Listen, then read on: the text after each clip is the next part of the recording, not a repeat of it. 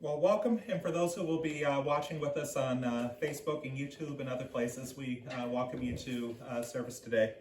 Today we'll be reflecting on the subject of wounded but whole. Wounded but whole.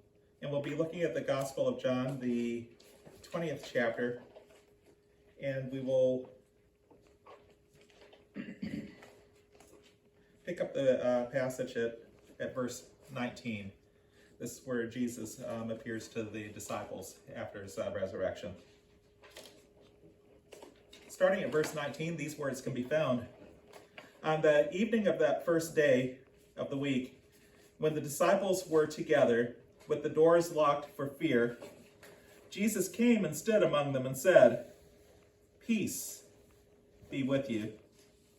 After he said this, he showed them his hands and his side. The disciples were overjoyed when they saw the Lord. Again, Jesus said, "Peace be with you. As the Father has sent me, I am sending you." And with that, he breathed on them and said, "Receive the Holy Spirit. If you forgive anyone his sins, they are forgiven. And if you do not forgive them, they are not forgiven." Now Thomas, called the twin, one of the 12, was not with the rest of the disciples when Jesus came. So the other disciples told him, "We have seen the Lord." But he said unto them, "Unless I see the nail marks in his hands and put my finger where the nails were, and I put my hand into his side, I will not believe it." A week later, his disciples were in the house again, and Thomas was with them. Though the doors were locked, Jesus came and stood among them and said, "Peace be with you." Then he said to Thomas, "Put your finger here, see my hands. Reach out your hand and put it into my side. Stop doubting and believe." Thomas said, "My Lord and my God." Jesus told him, "Because you have seen, you have believed. Blessed are those who have not seen and have yet believed." Jesus did many other miraculous signs in the presence of his disciples, which are not recorded in this book. But these are written that you may believe that Jesus is the Christ, the Son of God, and that by believing you may have life in his name. The testimony of the saints. Thanks be to God.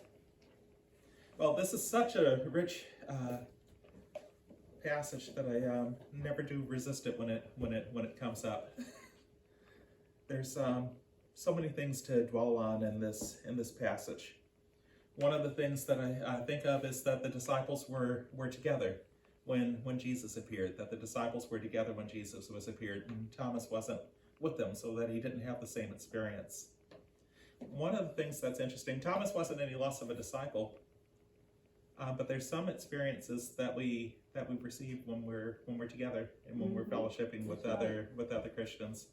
Having time to fellowship and worship with people of goodwill, spending time together, breaking bread together, fellowshipping together, serving together, working together. It allows us to experience God in ways that we don't experience God on our own. We see in the Gospels, particularly in the Gospel of Mark, that Jesus would frequently go to quiet places to have time for himself and to himself. And we definitely value that, but it's also important to balance having time in the company of others and in the fellowship of others and the worship of others. Truly, we experience God in the presence of others.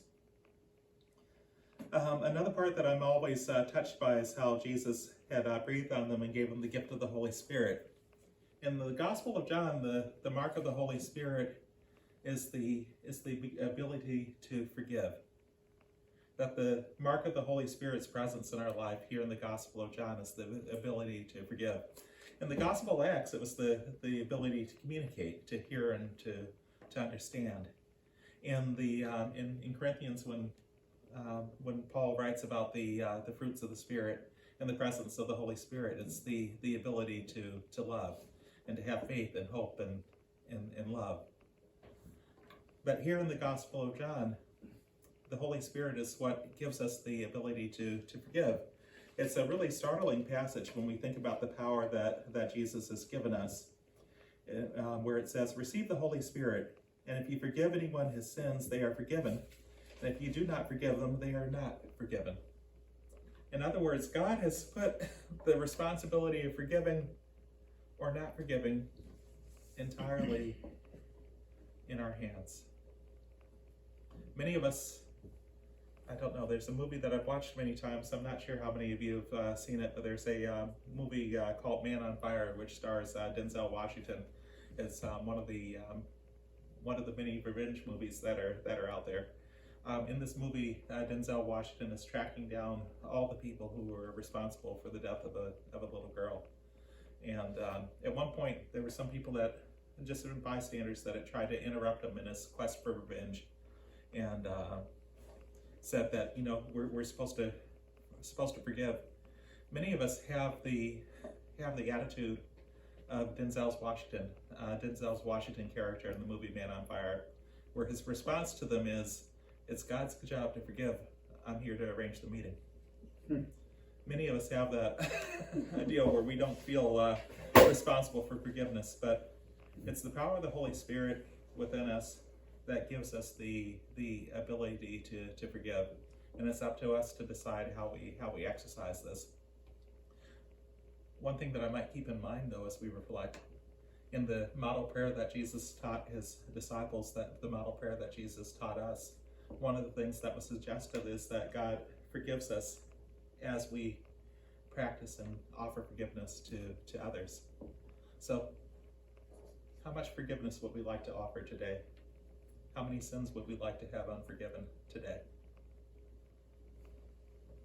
I truly believe that it's our responsibility to forgive them all and not retain or hold on to any of them. And for most of us, that's a hard thing to do.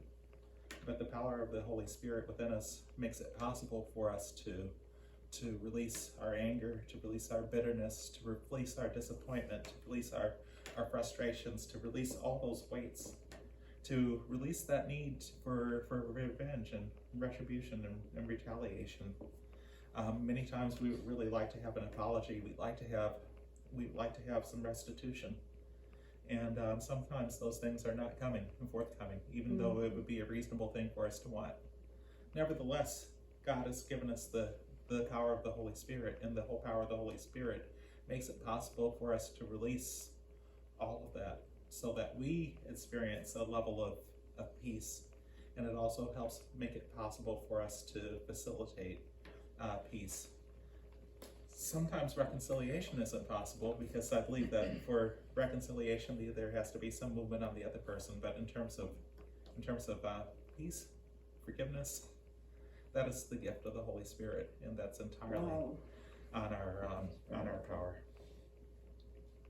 So that brings us to today's sermon. Now that we've done the third sermon for today, really has to do with the thing that's kind of startling, and I hadn't thought about that, but I have many friends on Facebook. I have a friend on Facebook that is working on his PhD somewhere out east. And one of the things that he reflected on is that Jesus, when he appeared to the disciples recognized him by his wounds. And upon reflection, we read it, but sometimes we don't think about this. This is the resurrected Jesus. How is it that the resurrected Jesus still has visible wounds that you can touch and see and feel? It started, and his reflection started me thinking about the whole idea that about woundedness, and what does it mean to be whole? What does it mean to be healthy? Because clearly God had raised Jesus up from the dead and restored Jesus to life, and God had given Jesus victory over the grave and over his accusers and over his oppressors.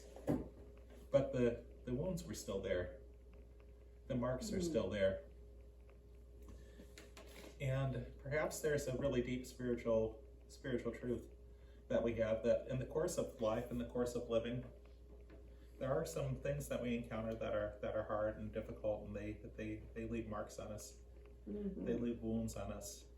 There's some hurts. Those things hurt. Like if we've ever been betrayed by someone who loved you or should have been protected, that leaves a mark. That leaves a wound. If you've ever lost a loved one, particularly having lost one tragically, that leaves a wound. That leaves a mark. sometimes the great disappointments that we have in life, whether it's for a business or the other thing that we had a hope or a dream that we had worked towards, and that dream was lost. That leaves a mark. Sometimes when we have changes in life that we didn't anticipate, did not welcome, or did not desire, whether it was a chronic health situation, that leaves a mark and leaves a wound. And one of the things that the resurrection says that it doesn't undo what's already been done.